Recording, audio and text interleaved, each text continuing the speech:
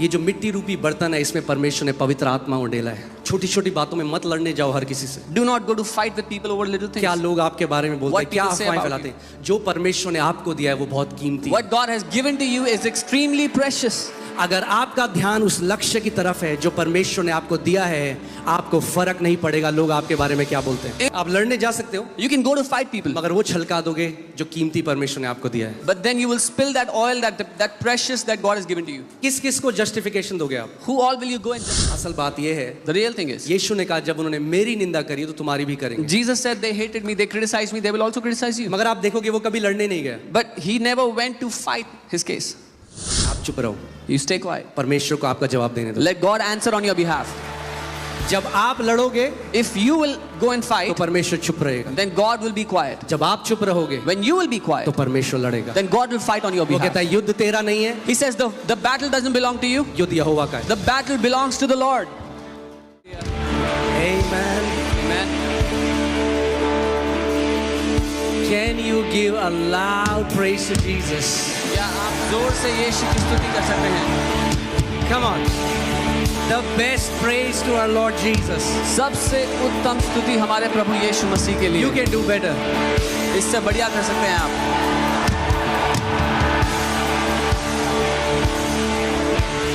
Amen. Hallelujah. Come on, for a moment, just lift up your hands अपने हाथों को उठा ले जहाँ भी आप हैं and just talk to the Lord. और प्रभु से बात करें।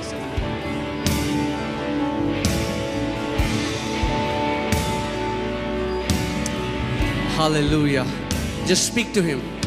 उससे बात करें इस समय। Just tell Him, Lord, I have come to hear your voice. उससे कहें प्रभु मैं आपकी आवाज को सुनने के लिए आया हूँ।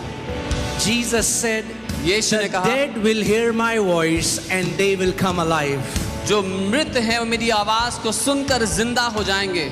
As you hear the voice of the Lord today, आज जब आप प्रभु की आवाज को सुनते हो, every dead thing in your life comes back to life in Jesus' name. आपके जीवन में हर एक मरी हुई चीज वापस जिंदा होती है यीशु के नाम में। Your dead body organs will come back to life in Jesus' name. आपके शरीर के मरे हुए अंग वापस जिंदा किए जाते हैं आज यीशु के Your नाम dead में। relationships will come back to life in Jesus' आपके name. मरे हुए वो रिश्ते आज वापस किए जाते हैं जिंदा यीशु के नाम में। Your dead businesses are coming back to life. आपके मरे हुए बिजनेस वापस जिंदा किए जाते हैं आज यीशु के नाम में। Your dead dreams and visions are coming back to life. आपके मरे हुए स्वप्न और दर्शन आज जिंदा किए जाते हैं यीशु के नाम में। Today the Lord is breathing His spirit of life over you. आज परमेश्वर अपना जीवन का आत्मा आपके ऊपर फूंक रहा है। Hallelujah. Come on, give Him praise. उसकी स्तुति करें, Give Him praise. उसकी Give Him स्तुति praise. करें, उसकी स्तुति करें। He is worthy. वो योग्य है, He is holy. वो पवित्र है। Hallelujah. Amen. Amen. Amen. Come on. Tell your neighbor today is my day. अपने पड़ोसी को कहें आज मेरा दिन है। मैंने आपको बताया था कि परमेश्वर की डिक्शनरी में एक ही दिन है। I told you there is only one day in God's dictionary. कौन सा है वो दिन? Which day is that? आज। Today. आज। Today. वो ये नहीं कहता मैं जो था वो था। He doesn't say I was who I was. वो नहीं कहता मैं जो होऊंगा वो होऊंगा। He does not say I will be what I will वो be. कहता है मैं हूँ जो मैं हूँ। But he says I am what I am. Amen. Amen. That great I am is your God. वो महान परमेश्वर ही आपका परमेश्वर है। Amen. Amen. जो उसने बीते समय में करा What he did in the times past, वही वो आज करेगा। he will do it today. और जो वो आने वाले कल में कर सकता है वो आज भी कर सकता है। And what he can do in the days to come, he can do that today as well. Amen. Amen. So sit with expectations. महान उम्मीद लगा करके आज बैठे हैं यहाँ पर। Say the word is for me. कहें वचन मेरे लिए है। Say the word is for me. बोले वचन मेरे लिए है। Amen. You can be Amen. seated. आप बैठ सकते हैं अपने स्थान पर। Let me just pray and then we'll go to the word. मैं प्रार्थना करता हूँ फिर हम वचन में जाएंगे।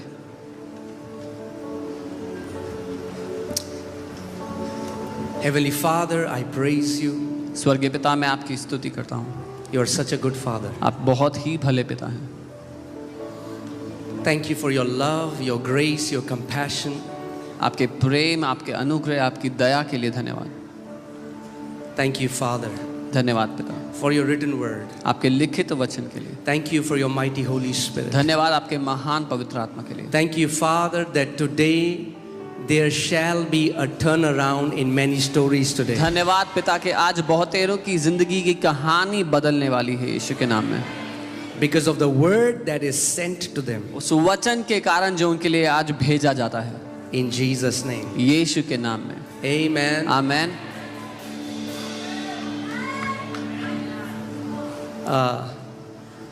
So, I'll be preaching in English today. मैं इंग्लिश में प्रचार करूंगा आज, क्योंकि बिकॉज जब मैं हिंदी में प्रचार करता हूँ तो हमारा इनबॉक्स भर जाता है कि हमें हिंदी नहीं आती, आप क्या कर रहे हैं ये। when I preach in Hindi, I receive so many messages saying we don't understand Hindi, what are you doing? और जब मैं इंग्लिश में प्रचार करता हूँ तो लोग बोलते हैं आप हिंदी में प्रचार क्यों नहीं When I preach in English, people say why don't you preach in Hindi? तो मुझे ऐसा लगता है एक पाँव इधर है और I एक पाँव feel उधर like I have one foot here and the other foot there. है। तो मैंने कहा So I दोनों said- साथ में करते हैं। I said I'll do it together, both of them. Amen. Amen.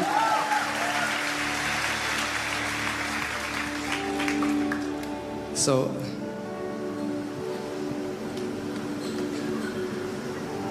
आज हम लोग एक नई सीरीज शुरू कर रहे हैं We're starting a new series today. और इस पूरे महीने हम लोग इस सीरीज को से सीखेंगे And this entire month we will learn through this series. और ये बहुत पावरफुल रहने वाला है। And it's going to be a very powerful series for us. Amen. Amen. और ये सीरीज है working with God. And the series is परमेश्वर के साथ काम करना। बहुत सारे मसीह केवल ये जानते हैं कि परमेश्वर से भीख कैसे मांगनी है, ये नहीं जानते कि उसके साथ मिलकर काम कैसे करना है। Many believers know how to beg God, but they don't understand how to work with God. परमेश्वर ने भिखारियों को जन्म नहीं दिया, God has not given birth to beggars. पुत्रों को जन्म दिया है, He has birthed sons. अपनी संतानों को जन्म दिया He है। has given birth to his own children. और कोई भी ऐसा व्यक्ति नहीं है जो चाहता है कि उसकी संतान उससे भीख मांगे। And no person wants that their children should beg from them. Amen. तो परमेश्वर भी नहीं चाहता आप उससे भीख मांगे। So neither does God desire that you would beg from him. परमेश्वर चाहता है कि आप सीखें कि उसके साथ मिलके उस पार्टनरशिप में आप कैसे कार्य कर सकते हैं। God wants you to learn how you can partner with him and work with him. Amen.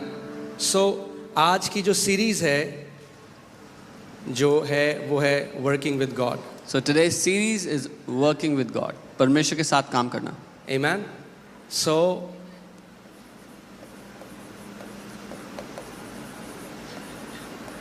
working with God. परमेश्वर के साथ मिलकर काम करना. और हम कुछ बहुत बढ़िया सीखने वाले हैं आज। And we are going to learn something amazing today. Amen.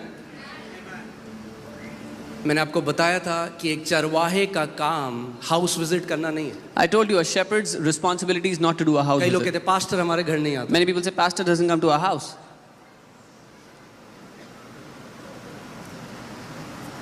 Pastor का काम हाउस विजिट करना नहीं है। It's not the pastor's role to do house visits. Shepherd का या चरवाहे का मेन काम है, सबसे नंबर 1 काम है ज्ञान और बुद्धि में बढ़ाना उस कलीसिया को। The first responsibility or role of a shepherd is to make the congregation, make that church grow in wisdom and understanding. और मैं आपको एक बात बता दूं, आप दुनिया के सारे पास्टरों को अपने घर में बुला लो, चिकन बिरयानी खिला लो, चाय पिला लो, बिस्किट खिला लो, मगर अगर परमेश्वर के वचन में नहीं बढ़ोगे तो कुछ फर्क नहीं पड़ेगा। And even if you call all the pastors of the world into your house, give them a good treat and not understand the word, not grow in the wisdom and the understanding of the word, nothing in your life will change.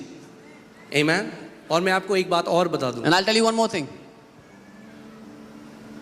सबसे जरूरी है जो spiritual mentorship होती है। The most important thing is spiritual mentorship. जब आप एक जो व्यक्ति जो अगुआ परमेश्वर ने आपके लिए रखा हुआ है, आपको उनके साथ पर्सनल टाइम बिताने की भी जरूरत नहीं है। आपको सबसे इंपॉर्टेंट जो ग्रहण करना है वो है परमेश्वर का वचन जो सिखाया जाता है। The most important thing that you need from your spiritual mentor is not to spend time with them personally, but to learn the word that they teach you. Amen. Amen. आप जानते हैं यहूदा जूडस प्रभु यीशु मसीह के साथ था, जानते हैं कितने लोग? How many people know that Judas was with Jesus all that time?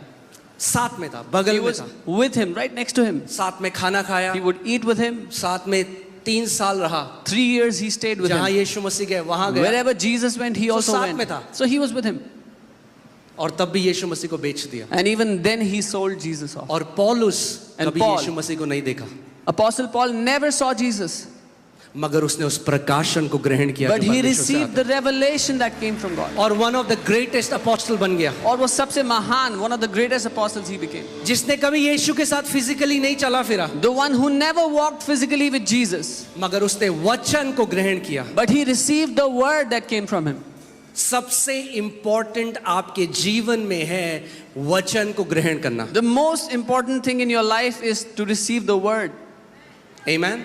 आपकी आत्मिक परिपक्वता, कई लोग क्या करते हैं ना, वो अपना रिज्यूमे बनाते हैं. Your spiritual maturity. Many people, they try to build their own resume.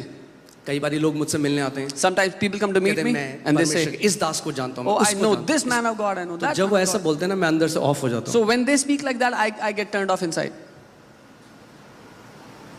जो इनसिक्योर होता है ना अपनी पहचान में, जो मसीह में है, वो इन चीज़ों से अपनी पहचान बनाने की कोशिश करता है. मैं फलाने को जानता हूँ, मैं फलाने के यहाँ गया था, तो क्या फर्क पड़ता है? Someone who is insecure in their identity in Christ, they find their identity by the people they know. Oh, I know this man, I went there, I met him. How does it matter? आप किस मनुष्य को जानते हो उससे क्या फर्क पड़ता है? कि आप उस मसीह को जानते हो जो आपके अंदर है, वो सबसे इंपॉर्टेंट चीज़ है. Whether you know any man or not is not important, but if you know the Christ who lives in you, that is the most important thing. अगर आप मसीह में सिक्योर हो, आप अपनी रिज्यूमे बनाने की जरूरत नहीं है लोगों के सामने जाने. If you are secured in Christ, you will not have to build up your resume before people. आपके कामों को देखकर, परमेश्वर ने कहा आपके फलों को देखकर लोग पहचान लेंगे आप कैसा पेड़ हो. People will see the fruits in your life and they will know exactly what kind of tree you are. कभी देखा है आपने सेब का पेड़ चिल्ला रहा है, hello, Have you ever seen an apple tree crying out, hello? ताजे ताजे सेब, Fresh apples! आ जाओ. Come! नहीं, No. फल को देखते हो आप, You see the fruit on it जान लेते हो. and you know. Amen. Amen? मैं ये प्रार्थना करता हूँ कि आपके फल लोगों को बता दें कि आप जीवित परमेश्वर के हो. I pray that your fruits will tell the people that you belong to the living God. आपका जीवन फलों से ऐसा लदा हुआ हो कि जो भी आपको देखे आपके पिता की महिमा करे. May your lives be so loaded with the fruits of God that whoever sees you will glorify your Father in heaven. आमेन. सो जो इंपॉर्टेंट चीज है उस पे इंपॉर्टेंस देनी है. कई लोग जो ट्रिवियल चीजें हैं उस पे इंपॉर्टेंस देते हैं. So we have to give importance to the things that are important. Many people give importance to trivial matters. जब आप कलीसिया आते हैं, When you come to the church, मत देखो कारपेट कौन से कलर की है, फर्क नहीं पड़ता. don't look at what color the काली है, carpet पीली is. है, लाल है, नीली है, उससे आपके आत्मिक जीवन को नहीं पड़ेगा. मगर जो वचन बताया जाता है, अगर आप वो ध्यान धरकर सुनो, उसको ग्रहण करो एक अच्छे हृदय से, तो एक ऐसा पेड़ बनोगे जिसके अंदर फल लदे हुए हैं. It doesn't matter what color the carpet is, but if you will intently hear and receive the word that is taught, you will become a tree that has fruits. आमेन. कुछ लोग आते हैं कलीसिया में, मैं अभी वचन में नहीं, ठीक है ना, मैं फ्लो कर रहा हूँ, उसके बाद जाएंगे वचन में. Some people when they come to church, सबसे पहले वो देखते हैं, अरे उस बहन ने सर नहीं ढका हुआ है, उसने कैसे कपड़े पहने हुए. the, इसको बोलते हैं आत्मिक वेला. the first thing they see is that sister is not covering her head. What kind of clothes is that person wearing? जिसके पास कुछ काम नहीं है ना, जो बिना उद्देश्य के कलीसिया से आया है ना, वो यही करेगा. This is a purposeless person, a purposeless believer who has no purpose in life in coming to church. मगर जो एक विशेष लक्ष्य के साथ आया है, मैं आत्मा में बढ़ने के लिए आया हूँ, मैं अपना वचन ग्रहण करने आया हूँ, मैं चंगाई लेने के लिए आया हूँ, प्रभु आज मैं अपने जीवन में एक बदलाव के लिए आया हूँ. आपका ध्यान और कहीं नहीं होगा, आप कहोगे प्रभु आज मेरा दिन है. But anyone who comes with this purpose that Lord, I want to receive your word, I want to grow, this is my day, they will not pay attention to anything else but the word. कई मुझे message आते हैं, आप stage से ना ऐसे हाथ के साइन मत बनाया करो, वो अलग अलग साइन है. मैं कहा यार, I get many messages, don't make such hand gestures on the stage, they mean different things. बांध दो मेरे हाथों को. Come and tie my hands. इसको बोलते हैं आत्मिक वेले लोग, जिनके पास कुछ काम नहीं है, This is- तो वो कमियां निकालते हैं. This is people who have no purpose and then they find faults in everything. आप आत्मिक वेले नहीं हो। Don't be, you are not spiritually purposeless. आमेन। आप वो नगर हो जो चट्टान के ऊपर, जो पहाड़ के ऊपर रखा गया। You are a city that is set on a rock, a city that is kept on the hill. आमेन। मैं आपको एक कहानी बताऊंगा, उसके बाद हम लोग वचन में I'll जाएंगे। tell you a story, we'll go to the word then. मगर इस कहानी के ऊपर दृष्टांत है, ये कहानी नहीं, एक दृष्टांत है, इसके पीछे एक मॉरल है, But there is a moral behind the story. एक सीख है। There's a lesson. दो देशों के राजा थे, There were two kings of different kingdoms. और एक देश का जो राजा था उसने दूसरे देश को हरा दिया और उस राजा को बंदी बना लिया। The king of the first kingdom defeated the second kingdom's king, and he made him, and he tied him up. और जो वो राजा बंदी था, Now the king who had lost, who was tied up, उसको दूसरे राजा ने बोला, मैं तुझे एक चांस देता हूं कि तुझे जीवित छोड़ दूं। the victorious king said, I'll give you an opportunity that I'll leave you alive. वो उसको एक कटोरा दिया He gave him a bowl और उसमें तेल भर दिया and he filled it with oil. और बोला, तेरे को पैदल यहां से अपने राज्य तक जाना है। And he said, you have to walk from here right to your kingdom. उस राजा को बंदी बनाकर दूसरे राज्य में ले आए थे They had made him a prisoner, they brought him into his kingdom, और उसको बोला, and they told और him. प्याला भरा हुआ था And the oil was tipped up to the brim. और कंडीशन ये थी कि अगर एक भी बूंद उस कटोरे में से तेल की गिरी तो उसके साथ साथ उनकी सेना चलती थी और उसको आदेश दिया, जैसे ही एक बूंद गिरे इसका सर काट देना। And there was a condition that if even a single drop of oil falls, there were soldiers walking with that king. They were commanded to kill him immediately. और उन्होंने अपने नगर के लोगों को ये आदेश दिया कि जब ये राजा जाता है अपने देश में, इसकी खूब बेइज्जती करना, इसके लिए बुरा भला कहना। And they had instructed the people of their kingdom, when this king walks out of their kingdom, insult him, say mean and evil things to him. सो उस राजा को वो कटोरा दिया, उसमें जो तेल था, So they gave that bowl to that king, and there was oil in that bowl. और वो बड़ा ध्यान धर कर चलने लगा And he started to walk very carefully. और सारे लोग उसके लिए उल्टा सीधा बोलते And all the people were blaspheming against him. उसके लिए बोलते कि शर्म आनी चाहिए इस राजा को। They were saying he should be ashamed of ये himself. उसके परिवार के लिए बोलते हैं, They would say things about his family. गलत बातें, गंदी बातें उसके लिए Evil बोलते things they spoke about हैं। him. मगर वो बड़े ध्यान धर कर But he चलता was रहा, very careful and he kept एक walking. कदम दूसरा कदम One step, next करते करते उसको पूरा एक दिन लगा, मगर वो अपने राज्य में पहुंच गया। It took him one entire day, but he got into his kingdom finally, बिना एक बूंद गिराए। without dropping a single drop of तो oil. उसको वापस राजा के पास लाया गया So they brought him back to the king. और राजा ने उसको बोला था कि अगर एक भी बूंद नहीं गिरेगी तो उसको आजाद कर देगा, वापस उसका राज्य दे देगा। And the king had said, he had promised, if he doesn't drop a single drop of oil, he'll give his kingdom back to him. तो राजा ने उससे पूछा So the king asked, कि तुझे इतना लोग बोल रहे थे, that people were cursing इतनी you, गंदी गंदी बातें तेरी निंदा कर रहे थे, they were accusing you, saying evil things about you. तूने क्यों नहीं रिएक्ट किया? Why did you not react? उसने कहा, मैंने तो सुना ही नहीं, He said, I never heard anything, क्योंकि मेरा ध्यान इतना ज्यादा उस कटोरे में था because all of my focus and attention was there in that bowl, कि मुझे सुनाई भी नहीं दिया कि कोई मेरे बारे में क्या कह रहा that I could not even hear what people were saying about me. है। ये जो मिट्टी रूपी बर्तन है, इसमें परमेश्वर ने पवित्र आत्मा उड़ेला है। God has put his Holy Spirit in this earthen vessel. छोटी छोटी बातों में मत लड़ने जाओ हर किसी से। Do not go to fight with people over little things. क्या लोग आपके बारे में बोलते हैं, What क्या people say अफवाहें about फैलाते हैं, जो परमेश्वर ने आपको दिया है वो बहुत कीमती है। What God has given to you is extremely precious.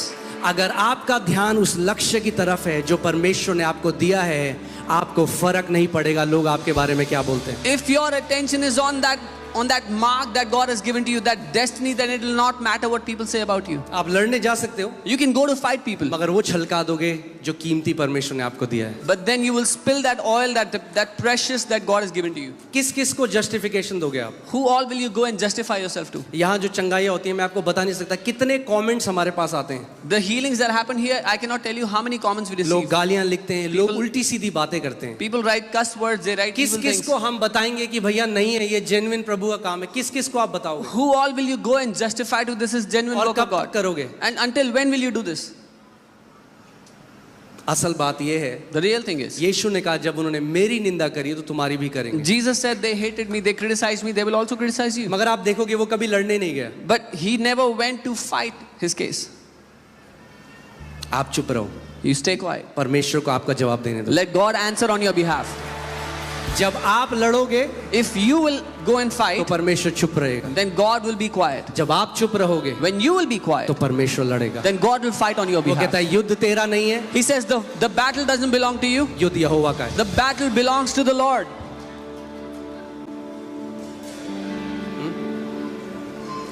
कई लोगों ने मुझे कहा ये फॉल्स चर्च है, ये खत्म हो जाएगा। Some people say this is a false church, it will not last. मैंने कहा अगर फॉल्स चर्च है तो मैंने उस रात प्रार्थना करी, मैंने कहा यीशु मसीह आज खत्म कर दे। I said, Lord, if this is a false church, end it tonight. क्योंकि क्या फायदा एक कलीसिया का जिसमें भीड़ है और जब आप मसीह के सामने खड़े हो तो आपको बोलेगा कि तूने फॉल्स चर्च का तो एक पास्टर था। What is the point that a church that is filled with people and the day you stand before Jesus, he said you were pastoring a false church. मैंने कहा प्रभु आज खत्म I कर said, Lord, end it today. दे। मगर अगर तूने इस church की नींव रखी है But if you have laid the foundations तो of this नरक के church, फाटक कभी प्रबल नहीं होंगे। then the doors of hell, the gates of hell will not prevail against this church. आमीन। Amen. सो जब आप कलीसिया में आते हैं, मैं क्यों आपको एक कहानी बताता, So- अपना फोकस वहां रखो जहां सबसे जरूरी है। Why did I tell you that story? Because when you come to the church, put your focus on the most important matter. Number one चीज जिसके लिए आप आते हो कलीसिया में, The prime वो reason, संगति भी नहीं है, The वो prime- वचन है, वचन। the prime reason why you come to church is not the fellowship, is the word why you come here. संगति बहुत जरूरी है, Fellowship is most मगर important. कई लोग केवल संगति चाहते हैं और वचन नहीं चाहते। But many people just desire the fellowship, not the word. हमारा नंबर वन प्रायोरिटी जीवन में है परमेश्वर का वचन। Our first priority in life is the word of God. मैं आपको इस बात को बता दूं, जितने मसीह परमेश्वर के वचन का सच में आदर करते हैं वो कभी भी जीवन की किसी परिस्थितियों के नीचे नहीं रहेंगे, वो हमेशा ऊपर ही रहेंगे। I can tell you this, all those believers who honor the word of God, they will never come under any circumstance. They will always rule above every situation. आमीन। तो चलिए वचन में चलते हैं आज। Let's go into the word. पहला कुरिन्थियों 3:9, 1 Corinthians 3:9. यहाँ पे लिखा है क्योंकि हम परमेश्वर के सहकर्मी हैं। It says here, for we are God's fellow workers. कौन है हम लोग? Who are we? God's fellow workers।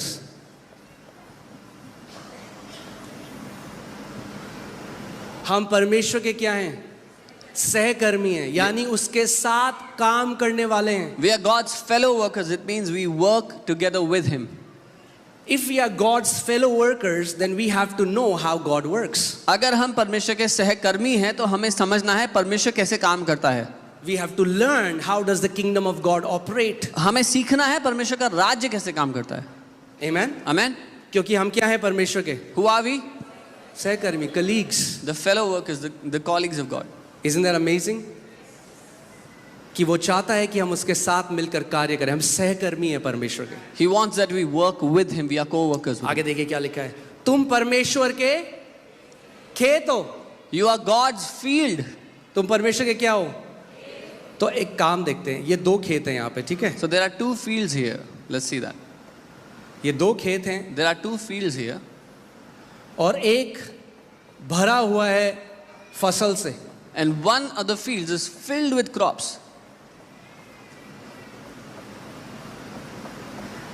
और एक में थोड़े थोड़ा And थोड़ा the other थोड़ा। has sprinkles of crops. आप here क्या and हो परमेश्वर के? there. Who are you?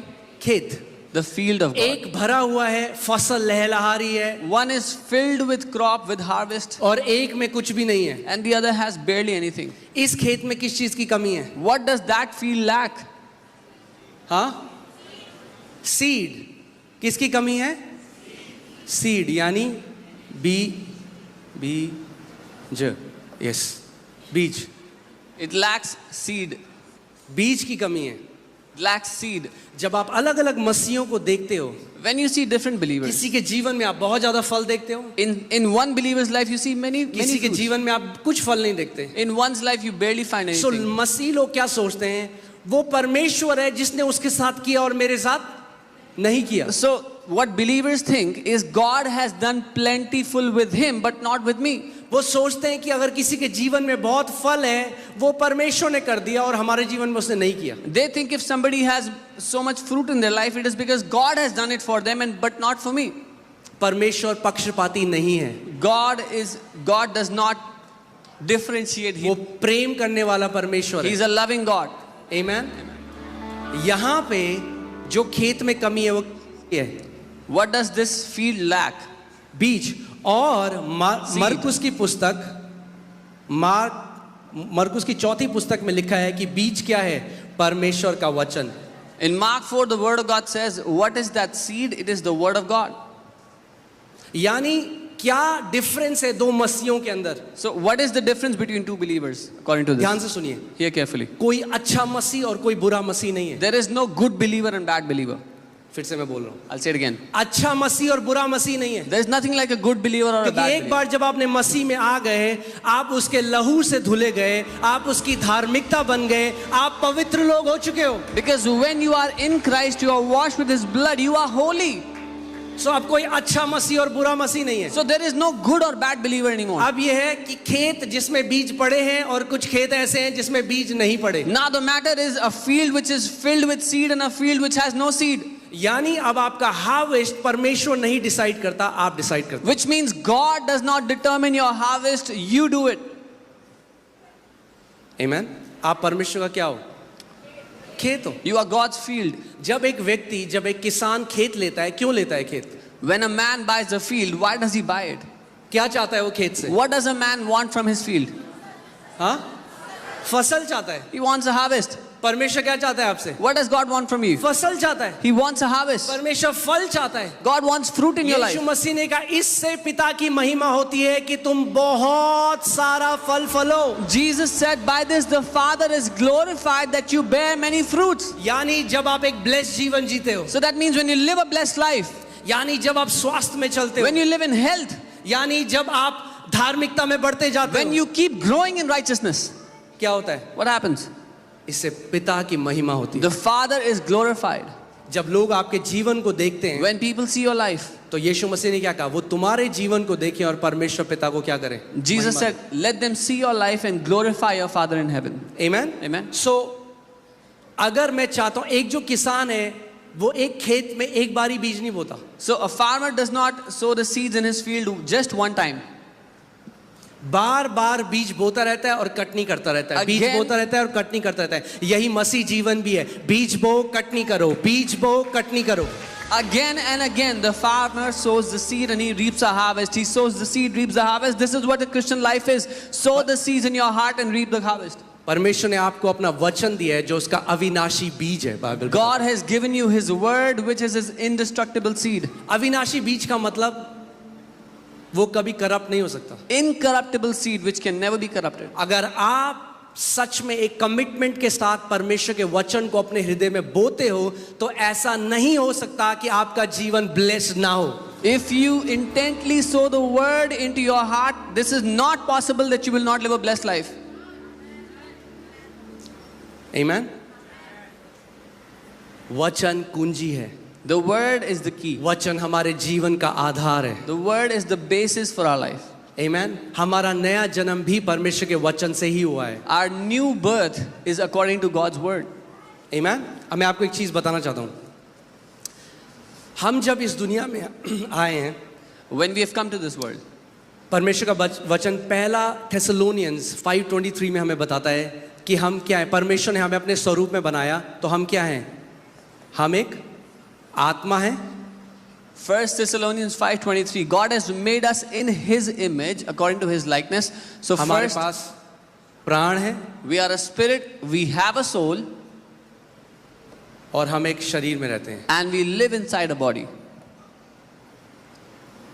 बोलिए, मैं एक आत्मा हूं, मेरे पास प्राण है और मैं एक शरीर में रहता हूं। Say, I am a spirit, I have a soul, and I live in a body. ये जो आप देख रहे हो ये आप नहीं हो, What you see, this is not you. आप एक आत्मा हो। You are a spirit. Amen. Amen. So Bible clearly differentiate करती है इन तीन चीजों के बारे में। So Bible clearly differentiates between these three things. सो जब एक बच्चा पैदा होता है When a child is born, तो सबसे पहले क्या सीखता है वो? what does he learn first? वो सीखता है अपनी बॉडी को कैसे, वो फिजिकल ट्रेनिंग करता है, He learns to physically train his body. जो हम कहते हैं मोटर स्किल्स। एक बच्चा जब पैदा होता है अपने हाथ हिला के देखता है, कुछ चीज़ पकड़ने की कोशिश करता है, अपने मुंह में डालता है सारी चीज़ें. Yeah, we call it motor skills. The child learns to use his fingers, tries to taste everything. वो क्या कर रहा है? वो फिजिकल ट्रेनिंग कर रहा है, अब सीख रहा है, ट्रेनिंग के द्वारा जा रहा है कि इस शरीर को मैं कैसे इस्तेमाल करूं. The child is physically training his body, so how he can use the body. Amen? और बच्चा बढ़ता जाता है, हल्के हल्के उसकी स्किल्स बढ़ती जाती है, मोटर स्किल्स बढ़ने लग जाती है, देखने की शक्ति, सुनने की, जो सारे 5 सेंसेस हैं बॉडी में, वो एक बच्चा यूज करना सीख जाता है. And the child becomes more and more proficient how to use these 5 senses, how to use his body. Amen? Amen? फिर क्या होता है जब आपका बच्चा 2 साल, 3 साल, 4 साल, माता पिता पे डिपेंड करता है, फिर आप क्या करते हो? उसको स्कूल में डालते हो कि ताकि वो क्या सीख जाता है, फिर वो आप उसको स्कूल में डालते हो कि वो इंटेलेक्चुअल ट्रेनिंग या मेंटल ट्रेनिंग में आप उसे डालते हो. When the child turns 2, 3 or 4, the parents send them to school so they can be trained intellectually. कि वो बुद्धि और ज्ञान में बढ़ सके. So they can grow in wisdom and understanding. Amen?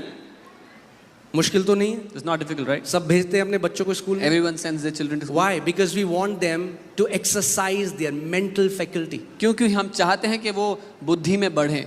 Language सीखे, They learn केमिस्ट्री languages. सीखे, They मैथ learn- सीखे, साइंस सीखे, They learn different subjects, जो मेंटल फैकल्टी है वो डेवलप हो. which will help develop their mental faculty. Amen? होता क्या है, मोस्ट लोगों के केस में वो हमेशा इन 2 चीज़ों को डेवलप करते हैं और कभी स्पिरिचुअल ट्रेनिंग के थ्रू नहीं जाते. So what happens to most people is they train these 2 things, but they never go through spiritual training. एक आत्मिक प्रशिक्षण भी है. There is also a spiritual training. Amen? और बहुत सारे लोग मर जाते हैं बिना जाने हुए कि उनकी आत्मा कैसे कार्यशील होती है. And many people die without ever learning how their spirit works. जो मसीह में नहीं आया, जो बॉर्न अगेन नहीं है, वो स्पिरिचुअली डेड है, उसकी आत्मा मरी हुई है. Those who have not been born again, have not accepted Jesus, their spirit is dead. मगर जिन्होंने नया जन्म पाया है, But अब हमें सीखना है कि हमें परमेश्वर के साथ कैसे मिलकर कार्य करना है. But those who have been born again, we need to learn how to work together with God. मैं 1 तिमुथी 4:8 पढ़ता हूँ. 1 Timothy 4:8. क्योंकि देह के प्रशिक्षण से कम लाभ होता है. For physical training is of some value. Amplified में देखिए कितना अच्छा लिखा है. Physical training is of some value. शारीरिक प्रशिक्षण का थोड़ा लाभ है. जो फिजिकली ट्रेनिंग करते हैं, बाइबल नहीं कह रही कि उसकी कोई वैल्यू नहीं है, सम वैल्यू, थोड़ी वैल्यू है. The Bible is not saying that those who train physically have no value. It has some value. But godliness जो है स्पिरिचुअल ट्रेनिंग लेकिन ईश्वरीय training, godliness, is useful and value in everything. वो हर एक बात में, सब बातों में लाभदायक है. आप समझ रहे हैं? You understand? आपकी जो स्पिरिचुअल ट्रेनिंग है, Your spiritual training, ये बहुत ही पावरफुल है. अगर आप स्पिरिचुअल ट्रेनिंग को एनरोल करते हैं, ये केवल आपका आज इंपैक्ट नहीं करेगी, बाइबल बताती है आपके आने वाला कल को भी इंपैक्ट करेगी. your spiritual training not only impacts your today but also the days to come. आमीन. क्योंकि इस बात को जानिए, जॉन 4:24 कहता है कि गॉड इज अ स्पिरिट. यूहन्ना 4:24 वचन कहता है परमेश्वर आत्मा है. क्या है परमेश्वर? परमेश्वर आत्मा है. God is इसीलिए परमेश्वर केवल आपकी आत्मा से ही बात करता है. This is why God only speaks to your spirit.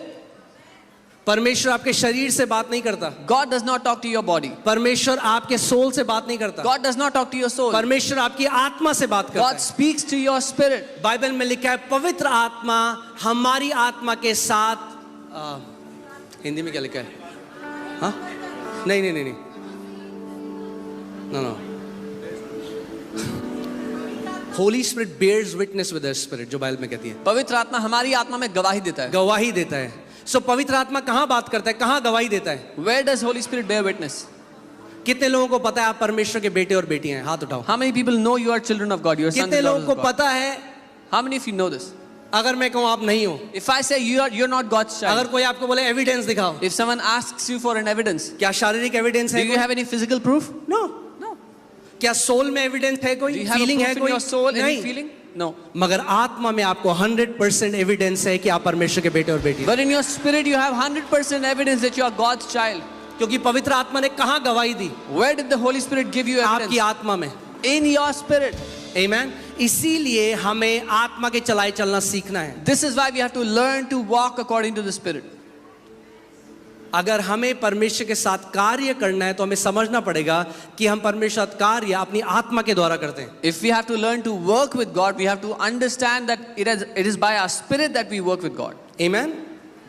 John 4:24 पढ़ते हैं. इसमें लिखा है परमेश्वर आत्मा है और अवश्य है कि उसकी आराधना करने वाले आत्मा और सच्चाई से आराधना करें. It says God is spirit and those who worship him must worship in spirit and truth. मे भी नहीं है, मस्ट है. शायद नहीं है. It's not शायद. अगर आपको परमेश्वर की आराधना करनी है तो आपको आत्मा में उसकी आराधना करनी पड़ेगी. If you have to worship God, you have to worship him in spirit. आत्मा, और इंग्लिश बाइबल कहती है स्पिरिट एंड ट्रूथ. ट्रूथ जो है वो उसके वचन के लिए लिखा गया जॉन 17:17 में. The English Bible says truth, satya. The word is truth. John 17:17 says. Amen. मैं आपको बता रहा हूं जो आपको सबसे इंपॉर्टेंट चीज जो आपको चाहिए वो है परमेश्वर का वचन. I'm telling you the most important thing you need is the word of God. Amen.